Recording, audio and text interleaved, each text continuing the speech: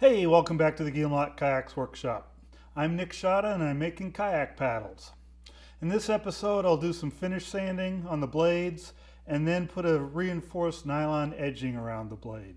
This parachute cord edging makes a really rugged blade and I think it's a good addition to a wooden paddle. So let's get to it.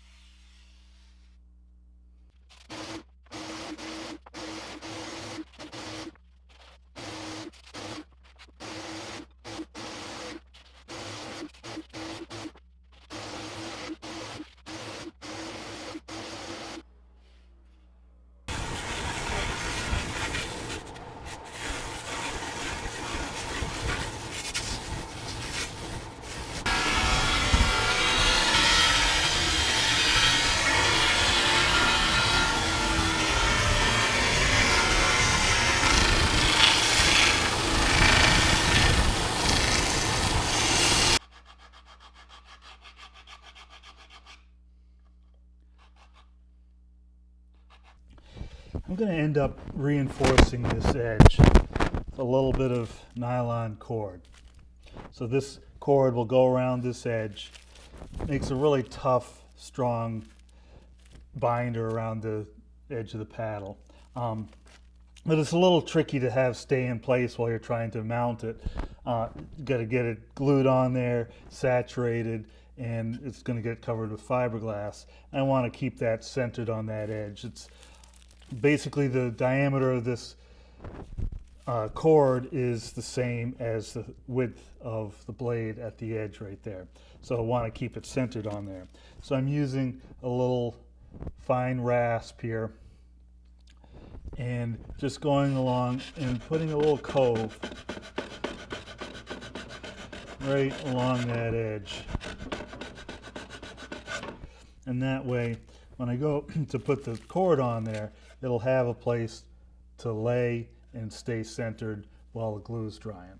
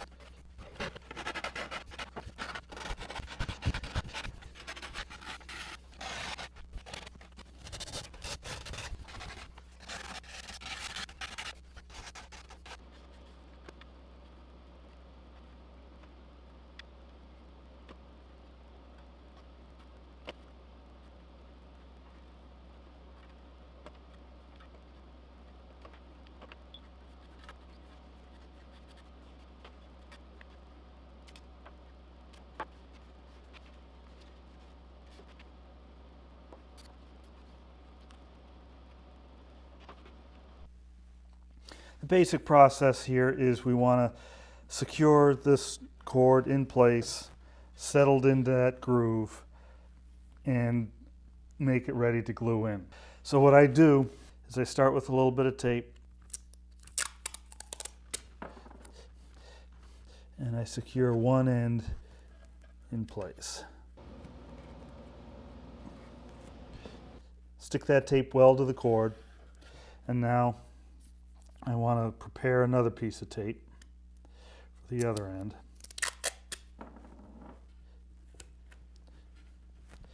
And I'm going to pull the cord tight all the way around the edge. And that groove I made with the rasp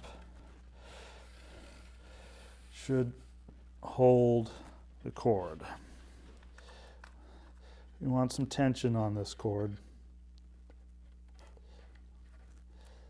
And then tape it down at the other end. Now I'm going to take a little bit of super glue, put it right up here at the end, both sides.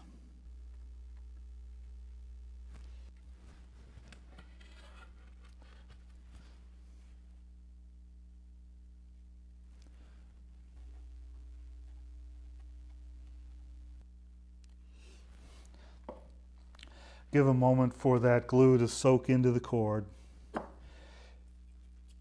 and then give it a little spritz with the CA glue accelerant. And when the glue is dry, you can pull off the tape. And I'm just going to cut off the excess cord right here.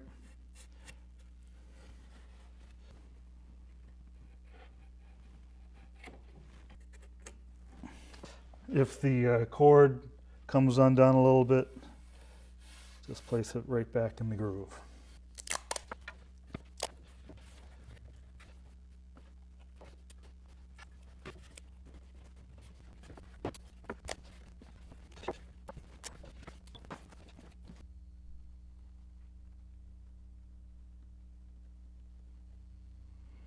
So I'm going to coat the whole blade with epoxy. The reason for putting on epoxy is to saturate this parachute cord.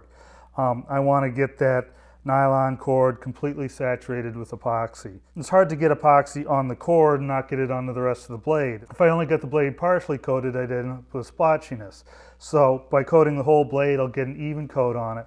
And I want it to soak in. So right now it's fairly cool in my shop. Even low viscosity epoxy has a hard time running into the braid of the parachute cord. So I'm going to heat it up, and that will make it so the epoxy is lower viscosity and sucks in better.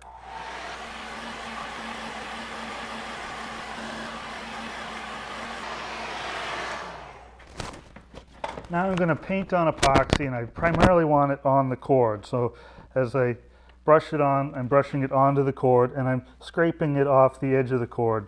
That way most of the epoxy gets drawn off the brush right at the cord, and you see I end up dripping a little bit, but I want to oversaturate this, really flood the cord with the resin to make sure it's got plenty of resin on it.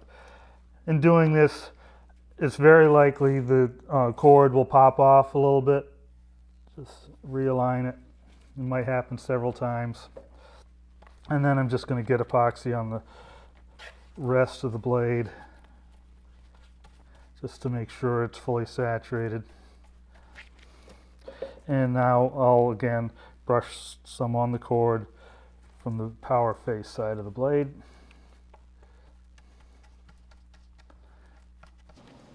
And again, we're trying to get a lot of resin onto that cord.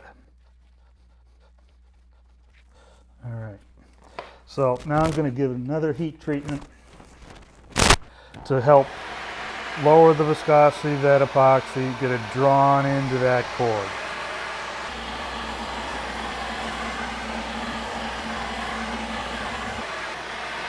As I do this, you see the wood outgassing a little bit.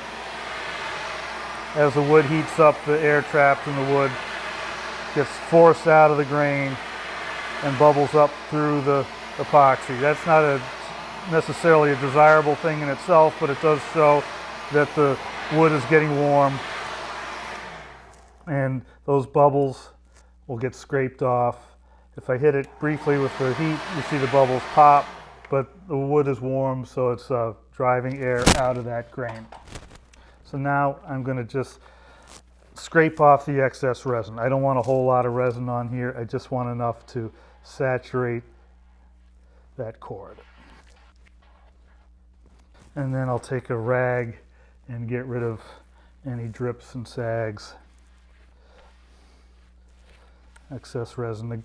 I'm going to try and avoid hitting the cord itself. Any excess resin there, I want it to just get soaked in, but I don't want any drips.